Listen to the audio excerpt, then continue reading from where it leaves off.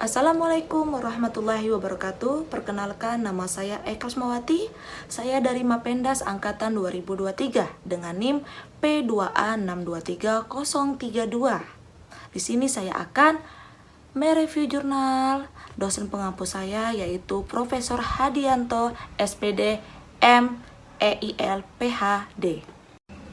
Baik, sebelum kita lanjut ke review jurnal, kita harus mengetahui dulu apa itu review jurnal.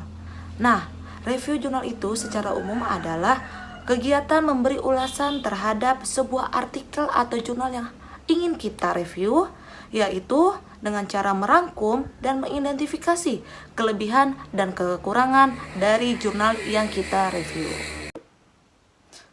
Setelah kalian mengetahui apa review jurnal, kalian juga harus mengetahui bagian-bagian review jurnal yang harus kalian tulis. Yang pertama yaitu judul.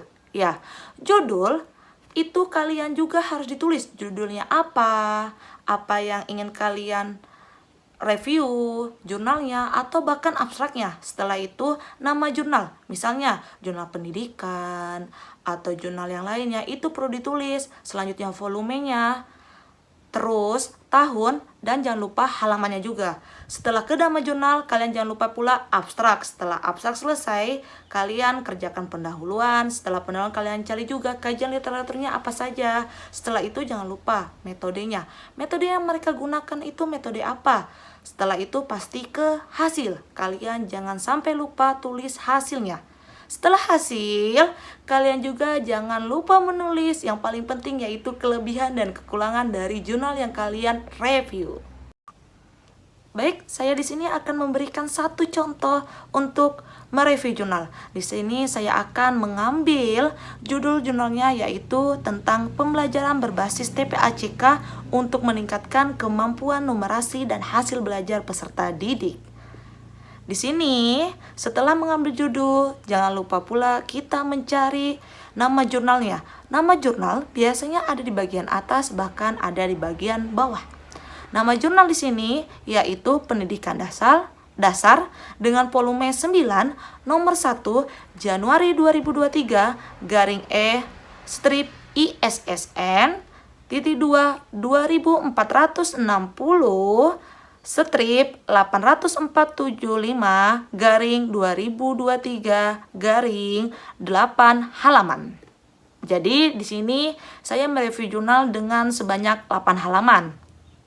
Setelah kalian ke nama jurnal, kita lanjut ke abstrak.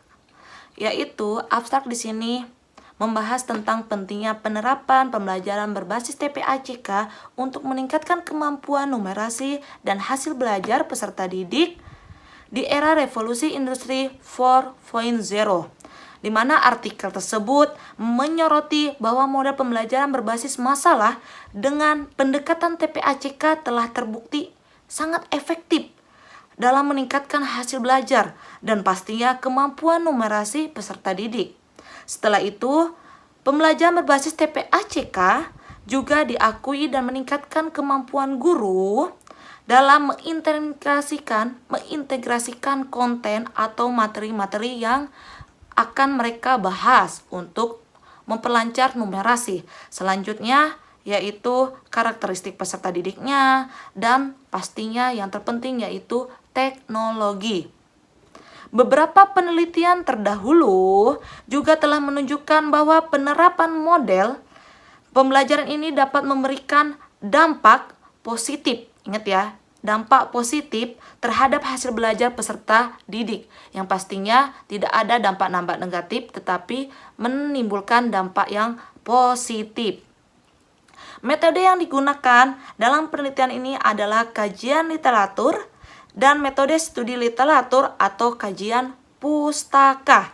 Metode penelitian ini juga menggunakan meta-analitik, digunakan dalam meringkas, mengkaji, dan menganalisis data penilaian dari beberapa hasil penelitian sebelumnya.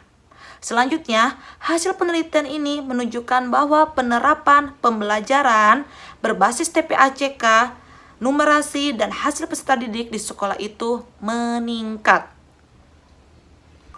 Setelah ke abstrak, kita lanjut ke pendahuluan. Pendahuluannya pastinya kita mencari pendahuluannya apa saja. Di sini pendahuluannya yaitu teknologi berkembang pesat di berbagai negara dalam beberapa tahun terakhir. Banyak kemajuan teknis yang mendukung perkembangan teknik dunia informasi. Selanjutnya, perkembangan teknologi kecerdasan buatan yaitu semakin pesat. Makin lama, makin pesat. Selanjutnya, digunakan di seluruh dunia sedemikian rupa sehingga sangat mempengaruhi berbagai kegiatan industri, infrastruktur, sosial, dan lainnya yang sangat mempengaruhi kehidupan masyarakat atau kehidupan sehari-hari kita. Selanjutnya yaitu pada abad ke-21 pembelajaran sangat populer yang membawa perubahan. Pastinya pembelajaran yang populer itu bisa membawa perubahan untuk kita, bisa dari hal negatif bahkan ke hal yang positif, tergantung cara kita menggunakannya, cara mengaplikasikannya, mengintegrasikannya, kembali lagi kepada kita pribadi. Selanjutnya, perkembangan ilmu pengetahuan yang pesat. Ilmu pengetahuan dan teknologi yang menyebabkan perubahan paradigma pembelajaran ditandai dengan perubahan kurikulum pastinya, selanjutnya media dan teknologi, yaitu telah dijelaskan oleh jurnal Restu Rahayu dan kawan-kawan pada tahun 2022.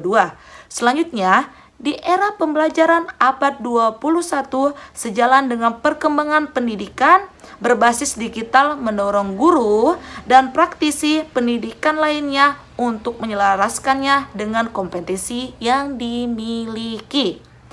Selain 4 kompetensi yang dimiliki, yang harus wajib dimiliki oleh guru, yaitu ada pedagogik, sosial, kepribadian, selanjutnya profesional, guru pun harus menambah kompetensinya secara inisiatif mereka, yaitu di bidang pemahaman penggunaan teknologi. Karena di dunia semakin maju, eranya semakin berkembang, kita sebagai guru juga jangan sampai terlepas dengan teknologi. Kita sebagai guru pun harus belajar tentang teknologi, menambah wawasan teknologi. Guru diharapkan juga mampu untuk meningkatkan keterampilannya, informasi dan komunikasi. Selanjutnya, hal ini juga diperlukan untuk apa sih? Untuk menunjang kegiatan pembelajaran yang pastinya menarik, mengesankan, tidak monoton, dan pastinya efektif. Teknologi, pengertian teknologi menurut Kamus Besar Bahasa Indonesia yaitu adalah metode ilmiah untuk mencapai tujuan praktis, ilmu terapan, untuk merancang pembelajaran, dan pastinya dibutuhkan model pembelajaran yang sesuai dengan konten dan karakteristik peserta didik.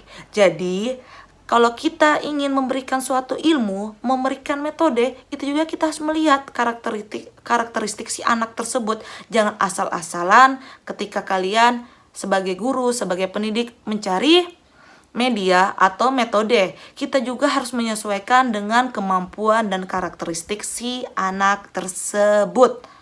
Selanjutnya, model pembelajaran biasanya diartikan sebagai rencana atau template yang dapat digunakan untuk desain kurikulum yang biasa disebutkan yaitu rencana pembelajaran jangka panjang, desain materi pembelajaran, dan memimpin pembelajaran di kelas dengan tujuan pendidikan. Menurut filosofi Ki Hajar Dewantara, proses pendidikan tersebut merupakan untuk menuntun segala kekuatan kodrat yang terdapat dalam anak-anak tersebut, baik kodrat alam dan kodrat lainnya. Dan paling penting yaitu kodrat pada zamannya. Jadi kita sebagai pendidik, sebagai guru harus menyesuaikan cara mengajar kita sesuai dengan kodrat-kodrat si anak. Misalnya di zaman sekarang kodrat mereka sudah masuk ke kodrat alfa, berarti kita juga sebagai guru harus mengikuti kodratnya mereka, tetapi jangan sampai menyimpang siur. Kita juga harus memberikan hal-hal yang positif agar mereka juga dalam proses pembelajaran itu tidak bosan. Nah, kita di abad 21 juga, kita juga harus menjadi guru yang berbasis digital, di mana kita juga wajib mengetahui teknologi. Dengan apa sih caranya? Yaitu dengan belajar, pelatihan, banyak mengikuti kegiatan-kegiatan, dan selanjutnya dalam melakukan perencanaan pembelajaran juga harus menggunakan metode dan model pembelajaran yang dapat digunakan dalam merancang proses pembelajaran. Salah satunya adalah pendekatan pembelajaran berbasis TPACK. Salah satu gagasan dalam memperbaiki pendidikan pada abad 21 merupakan membaharui kerangka pengembangan kurikulum melalui integrasi teknologi dalam bidang informasi dan komunikasi yang biasa disingkat dengan TIK, dan pengetahuan konten pedagogik teknis, yaitu biasa disingkat dengan TPACK.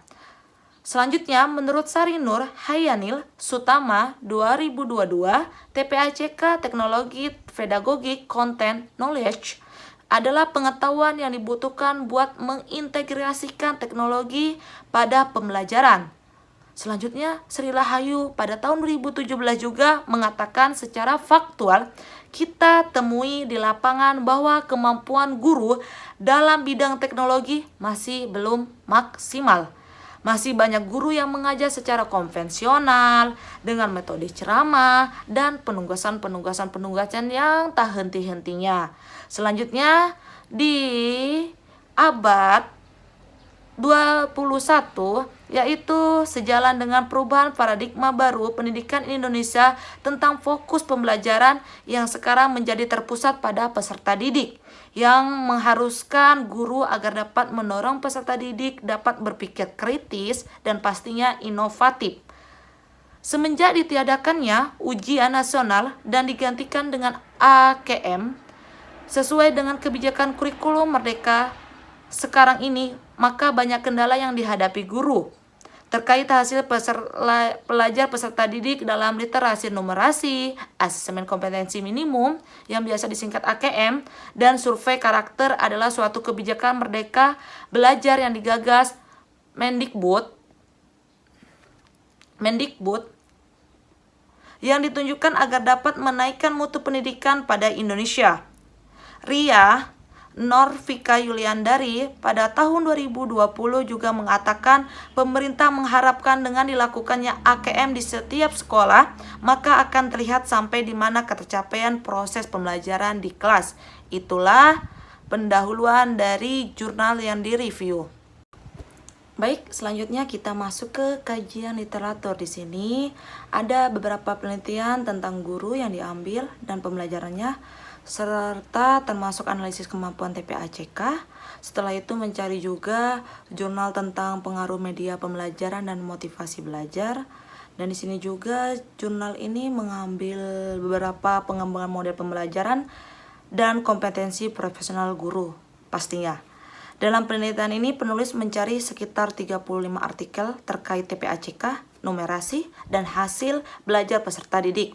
Selanjutnya, TPACK di sini juga telah disebutkan bahwa penting untuk guru di era revolusi industri 4.0. Literasi numerasi juga penting untuk peserta didik. Hasil belajar merupakan perubahan sikap individu yang mencakup ranah kognitif, afektif, dan fisikomotorik. Pembelajaran berbasis TPACK penting dalam era teknologi pada saat ini. Selanjutnya, terutama dengan adanya pembelajaran jarak jauh selama pandemi COVID-19. Penerapan pembelajaran berbasis TPACK di sekolah mensyaratkan kemampuan guru dalam mengintegrasikan konten, materi-materinya, selanjutnya karakteristik peserta didik, dan pastinya yang paling utama yaitu teknologi. Selanjutnya, model pembelajaran problem-based learning merupakan salah satu model yang telah diterapkan dan terbukti meningkatkan hasil peserta didik. Selanjutnya, pembelajaran berbasis TPACK juga dapat meningkatkan kemampuan numerasi dan hasil belajar peserta didik. Di sini juga menyebutkan bahwa membahas tentang penerapan pembelajaran berbasis TPACK untuk meningkatkan kemampuan numerasi dan hasil belajar peserta didik. Penelitian ini sangat penting karena kenapa? Teknologi berkembang pesat dan pendidikan harus mengikuti perkembangan tersebut. Pastinya, mau nggak mau. Selanjutnya, beberapa penelitian sebelumnya juga menunjukkan bahwa model pembelajaran berbasis masalah dengan pendekatan TPACK dapat meningkatkan hasil belajar dan kemampuan numerasi peserta didik. Setelah itu kita mencari metode apa yang digunakan dalam jurnal ini. Dari jurnal ini yaitu metode yang diambil yakni kajian literatur. Kajian literatur sendiri diartikan sebagai satu penelusuran dan penelitian kepustakaan dengan berbagai baca, yaitu berbagai buku, bisa jurnal, dan kepustakaan lainnya, yaitu terbitan-terbitan lainnya yang berkaitan dengan topik penelitian yang mereka ingin teliti, untuk menghasilkan satu tulisan yang berkenaan dengan satu topik atau isu tertentu. Selanjutnya, metode yang digunakan juga yaitu metode meta-analitik yang digunakan dalam meringkas, mengkaji, dan menganalisis data penelitian dari beberapa hasil penelitian sebelumnya. Jadi si peneliti jurnal ini juga menggunakan meta-analitik untuk meringkasnya juga. Nah, selanjutnya yaitu ada hasil. Hasil di sini ada 3. Yang pertama yaitu 1. Penerapan pembelajaran berbasis TPACK di sekolah dilakukan dengan cara menggabungkan pengetahuan, yaitu yang biasa disebut dengan konten, dan yang dimiliki guru, dan mengintegrasikan dengan teknologi, yaitu dengan cara menggabungkan. Dan yang kedua yaitu hasilnya terdapat peningkatan kemampuan kompetensi numerasi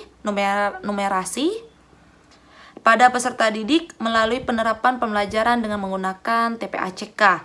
Nah, yang terakhir itu mendapatkan hasil terdapat peningkatan hasil peserta didik melalui pembelajaran berbasis TPACK. Yang terakhir yaitu jangan lupa kelebihan dan kekurangan dari jurnal ini.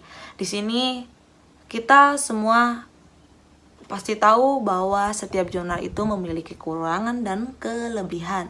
Sebenarnya saya sendiri juga tidak tahu ya kekurangan dan kelebihannya. Di sini mungkin saja kekurangannya ini atau kelebihannya ini, tapi tidak mengiyahkan kalau ini kekurangannya. Kalau itu adalah versi saya sendiri. Nah, kelebihan dan kekurangan dari jurnal ini yaitu dari kelebihannya adalah menyajikan informasi yang relevan dan terkait dengan pembelajaran yang berbasis TPACK, numerasi, dan hasil belajar peserta didik. Selain itu juga, jurnal ini juga mencangkup berbagai metode penelitian yang digunakan seperti kajian literatur dan studi literatur. Namun, menurut saya kekurangan dari jurnal ini yaitu mungkin terletak pada keterbatasan dalam ruang, lingkup penelitian, dan generasi hasil penelitian terhadap populasi yang lebih luas. Baik, cukup sekian dari review jurnal saya. Saya akhiri, wallahu muwaffiq ila aqwamit thoriq. Wassalamualaikum warahmatullahi wabarakatuh.